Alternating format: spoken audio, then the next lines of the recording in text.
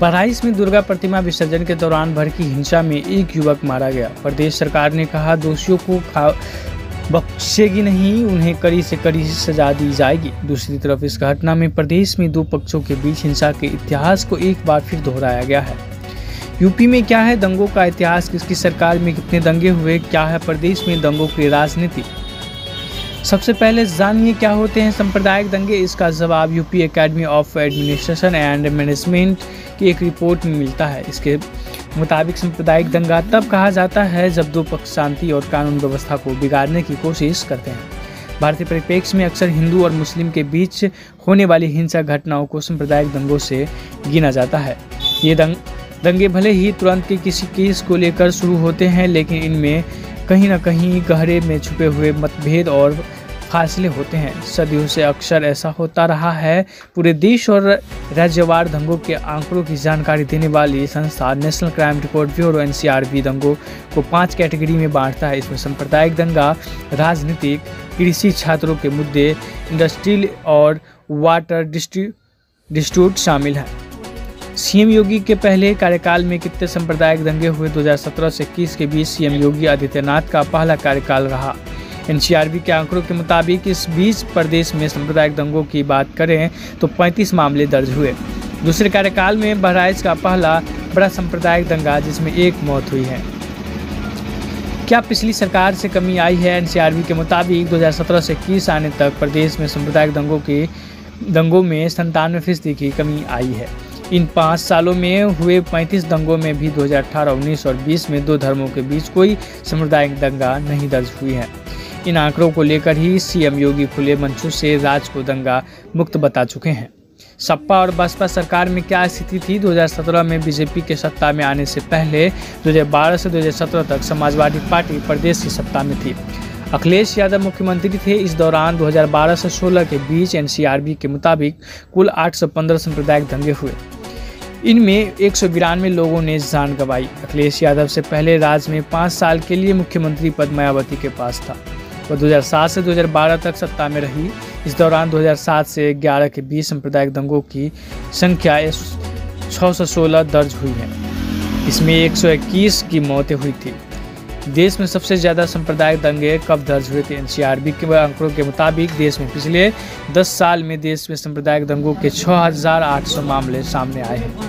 सबसे ज़्यादा 823 मामले 2013 में दर्ज हुए। दूसरे नंबर पर 822 मामले 2017 में दर्ज हुए। 2011 से 2017 के बीच देश में सांप्रदायिक दंगों की वजह से कुल 707 लोगों की जान गई।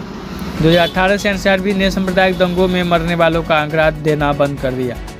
आज़ादी के बाद राज्य में पहला बड़ा सांप्रदायिक दंगा कब हुआ? आज़ादी के बाद यूपी में पहला बड़ा सांप्रदायिक दंगा मुरादाबाद में मुस्लिम और अनुसूचित जाति के बीच हुए झगड़े को माना जाता है। मुरादाबाद में 13 अगस्त 1980 को ईद के दिन यह दंगे हुए थे। ईदगाह के पास एक तरफ हिंदू, उसमें भी अनुसूचित जाति की आबादी वाला इलाका था, दूसरी तरफ मुस्लिम बहु इलाका था।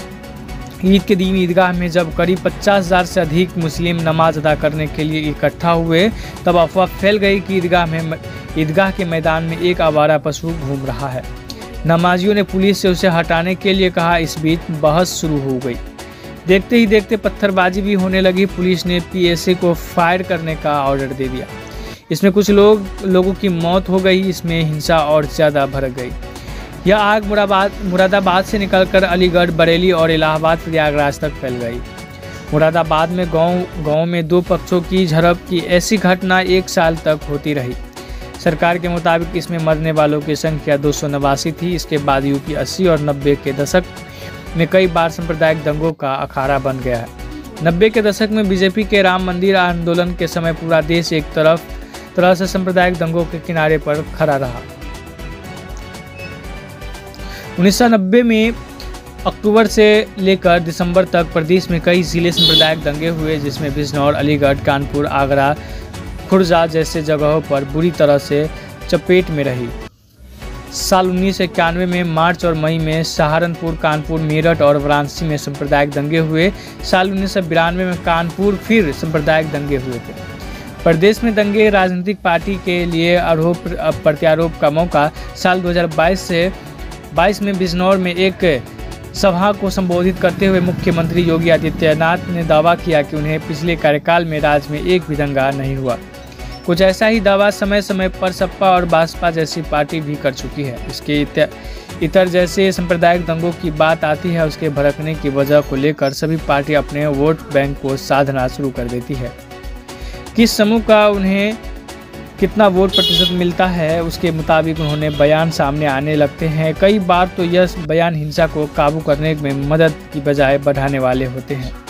बहराइच की हिंसा को लेकर प्रदेश में विपक्षी पार्टियां सरकार पर सवाल उठाने लगी है। इस समय को लेकर सवाल उठाए जा रहे हैं। वजह है यूपी में 10 सीट पर होने वाले उपचुनाव। आयोग ने इसके लिए तारीखों का भी ऐलान कर दिया है। ऐसे में बहराइच के सांप्रदायिक दंगे का राजनीतिक रूप से इस्तेमाल किया जा रहा है।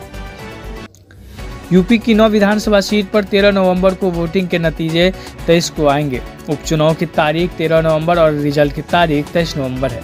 यूपी के विधानसभा की 10 सीटों में से 9 सीट पर उपचुनाव का ऐलान हो गया है। मुख्य चुनाव आयुक्त राजीव कुमार ने कहा कि उत्तर प्रदेश में 13 नवंबर को वोटिंग होगी, नतीजे 23 नवंबर को आएंगे।